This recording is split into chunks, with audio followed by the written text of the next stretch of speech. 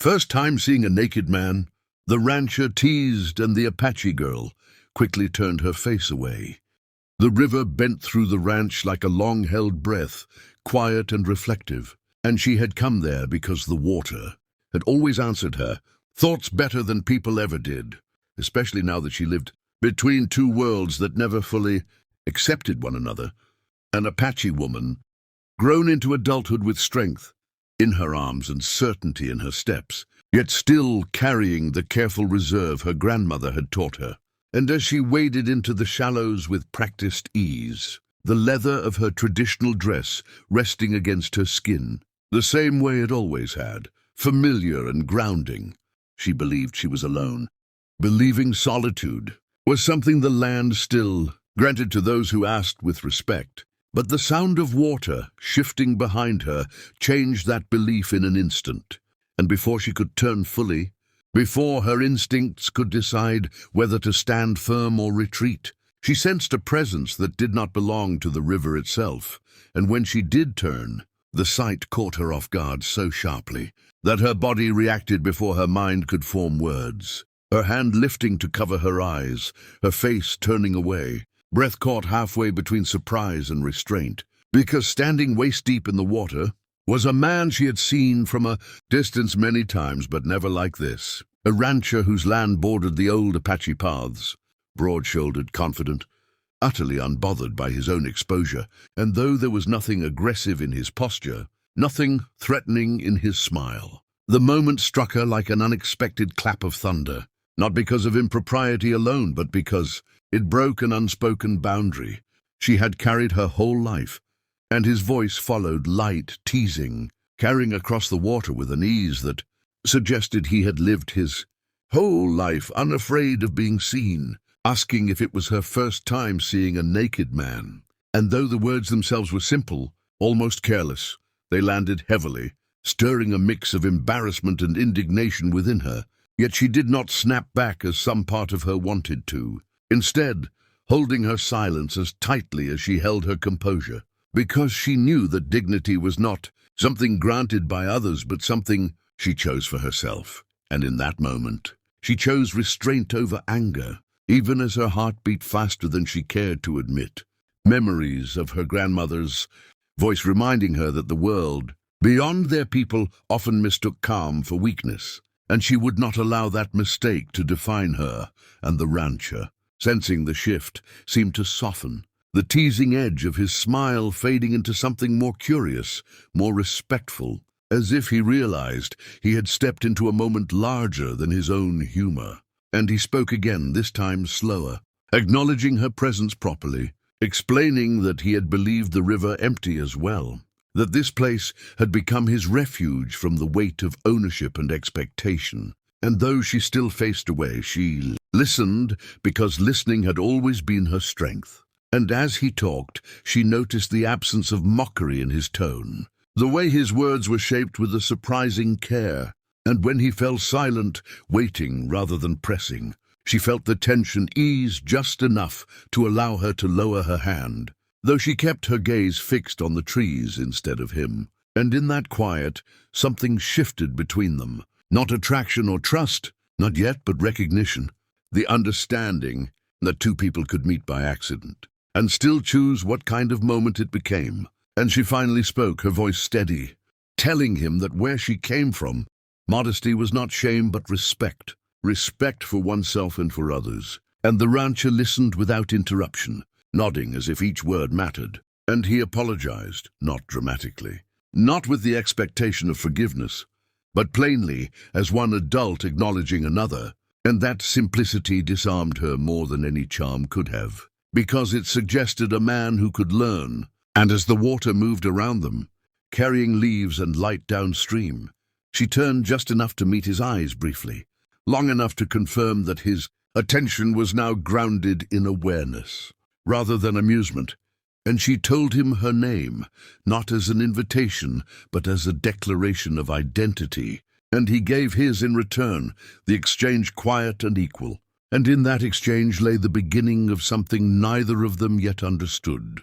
A story shaped not by the teasing words that opened it, but by the choices made afterward, By the way, a moment of discomfort could become a turning point instead of a wound.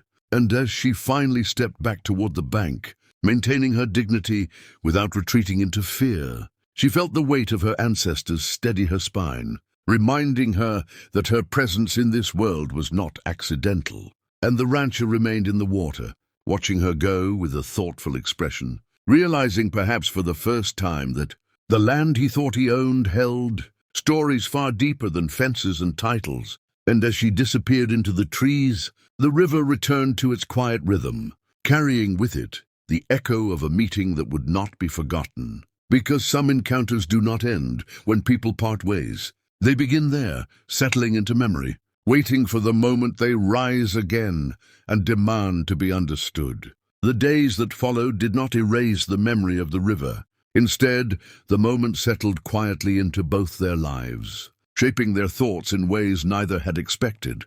And when they met again, it felt less like chance and more like an unspoken agreement to face what had been left unresolved.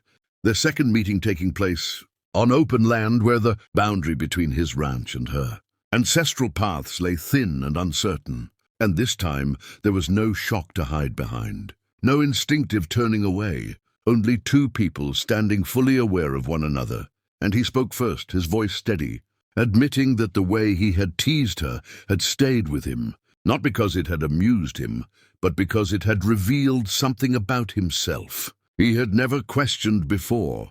The ease with which he assumed comfort meant permission, and she listened without interrupting, her expression calm but attentive, because she understood that true change began not with defense, but with reflection.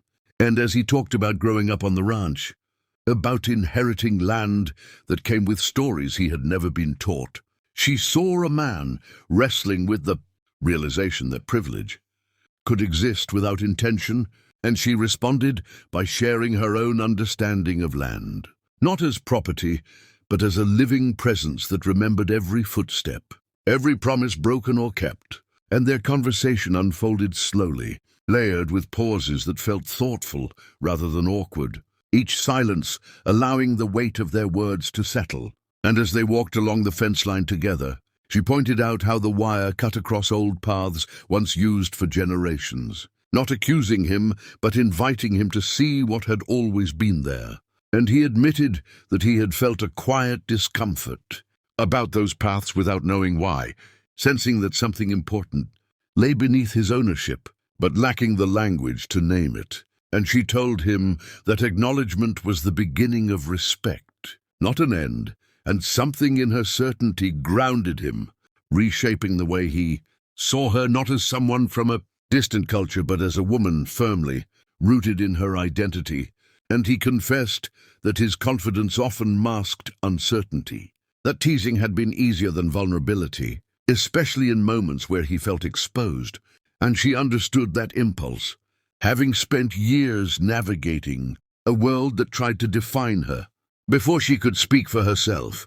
And in that shared recognition, the tension between them softened into understanding, not romantic or dramatic, but honest. And when she spoke of turning her face away at the river, she explained that it had been an act of self-respect, a way of choosing how she would be seen rather than allowing the moment to define her.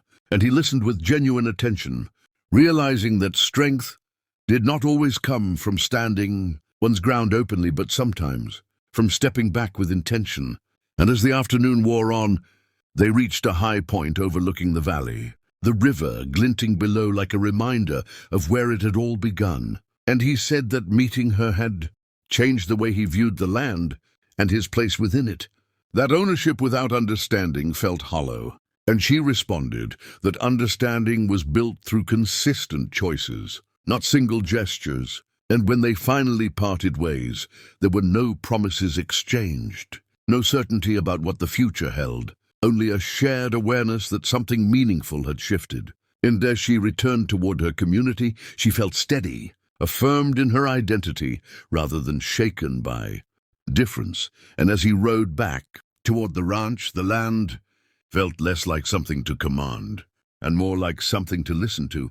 And the river continued its course, carrying forward the quiet truth that respect, once learned, transforms not only relationships, but the way one moves through the world.